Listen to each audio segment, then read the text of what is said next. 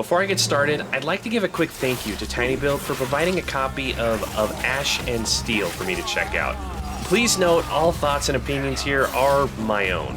Of Ash and Steel wastes no time reminding you that you are not a hero, not chosen, and not particularly special.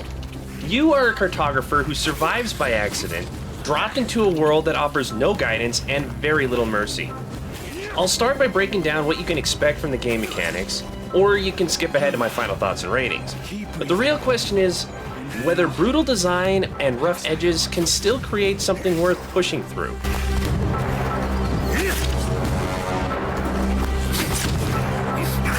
You asked for it! You will be following Tristan, our cartographer hired by the Order to plot a course from their home island so that they can deliver a message to Greyshaft. After landfall, you'll get to explore camp and introduce yourself to the crew. However, the peace is quickly shattered when you and your party are attacked, killing everyone except you. Now lost, alone, and scared, you'll need to figure out how to survive in unfamiliar lands and find your way back home. The letter. He said that the Order would help me get home. Greyshaft is full of people, most of them with simple names explaining their roles in life. When you come across an appropriately named NPC, chances are they are important and could need your help in the form of various tasks. When given a quest, sometimes the directions are clear, providing proper guidance and goals. But other times, you get only a few cryptic words and a quest stuck in your journal until you figure it out. You won't find any markers guiding your next steps, so you'll need to listen carefully and check your journal often. Tristan may be a simple cartographer, but he knows the basics of swordplay. Don't hold it by the pointy end, right? With a weapon in hand, you'll fight many enemies, from bandits and wolves to walking rats and goblins. As you quest and fight, the experience bar will gradually fill until you gain a level. Each level offers 3 attribute points and a skill point. Weapons and skills will be locked behind attribute thresholds, so decide what kind of build you want early on, because leveling up is very slow. After leveling and earning some skill points, you'll need to find special characters willing to teach you a specific craft. You have 3 skill trees to complete. Survival, which involves camping and combat related to dexterity. Crafting, for making meals, clothes, and weapons. And finally, Warcraft, which is full of fighting skills and requires a lot of strength. Not every trainer can teach every skill in a tree. Depending on the abilities you want, you'll need very specific people and enough gold to pay them for their time. Leveling might be slow, but a perk system helps offset the tedious pace of attribute growth. After repeating an action multiple times, like a heavy attack or some sort of experience, Tristan will unlock a perk that significantly boosts an attribute or enhances specific skills, such as increasing critical hit chance. Depending on your playstyle, you can earn perks that greatly improve how you progress through this game. From the start, you might notice a map button in the menu. That small clue could make you think there's a map somewhere in the game, and great news! Eventually, you can find one. It took me just over 20 hours before I finally unlocked it. Sadly, even after the map becomes available, there's still a lot of work and exploration needed before it becomes truly useful. Scattered throughout Greyshaft are locations where Tristan can survey the land and fill in a small part of the map. Once completed, you can see your location on the map and place special markers for anything you discover. Combat in this game is unique. Stamina plays a major role, as you conserve yours while waiting out your opponent. Very few times did I manage to drain my foe's stamina. It often seemed like the janky combat allowed them to regain all of their stamina or lock it in place, letting them attack endlessly. Eventually I found it easier to predict certain enemies' actions so I could dodge in time, but many moves still had no tell and hit me regardless. Overall, it felt like it still needs some work before it matches the developers' vision.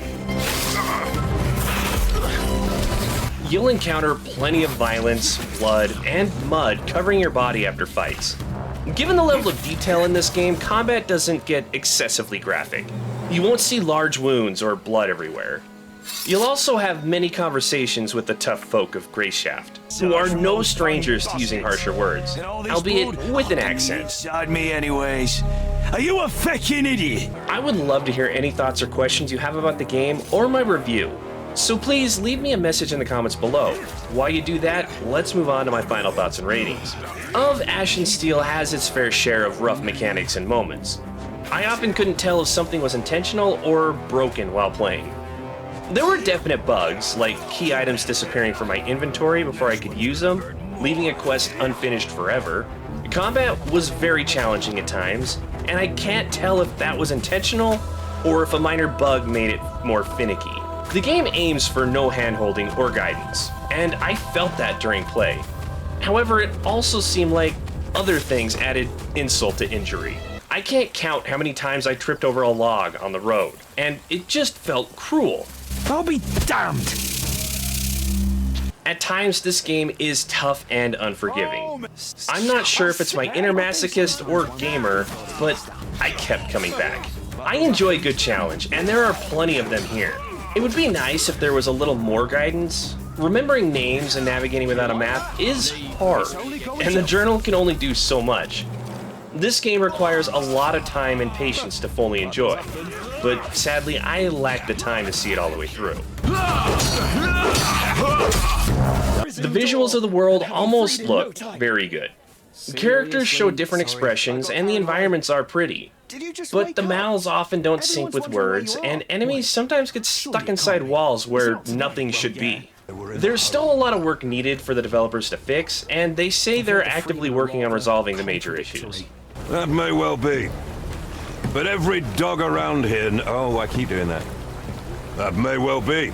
The game's world is detailed, full of unique characters and quests. There's a lot to experience as you meet people and discover new lands. It also offers many opportunities for multiple choices that change your story, adding a replay value with different skills and quest outcomes. You just have to be willing to invest a lot of time to go through it again. There's a lot to be annoyed about in this game, and it might not seem worth the headache, but surprisingly, it's pretty fun. When I'm not playing, I find myself thinking about solutions or where to go next. I wish I had more time to really develop a character that can handle anything. It's a brutal challenge that feels worthwhile, except when trying to pick a lock, a mechanic I never understood and was frustrated every time I tried. With that, I'd like to break these thoughts down into numbers and place this game on a shelf. The visuals are okay. If it weren't for the jankiness surrounding it, it could look much better. For now, it's a 2. The story was interesting. I really like the perspective of someone who isn't innately a strong hero. I'll give it a 3. The gameplay is intentionally cruel, with some drawbacks in the form of bugs and unintentional movements. It's getting a 2. Some replayability. Going through after learning how to play and multiple choice creates a pull to come back, but the time required makes it a tough choice. That's a 1. Surprising amount of fun. There's plenty to hate, but it keeps pulling me back in. That's worthy of a 4. Giving of Ash and Steel an average score of 2.4 out of 5. Earning it a spot on my mid-shelf. If you enjoy the likes of KCD and other games that make you feel the realistic progress of slowly getting better at fighting or crafting items, you'll really enjoy this. You'll just have to be able to dedicate a lot of time in figuring out how to play the game and survive. However, if you'd like to wait for more updates to the game, or it's not something you want to go near, feel free to check out the other games I've reviewed in the past. Just click the playlist over there on your left. We can find exactly what you're looking for.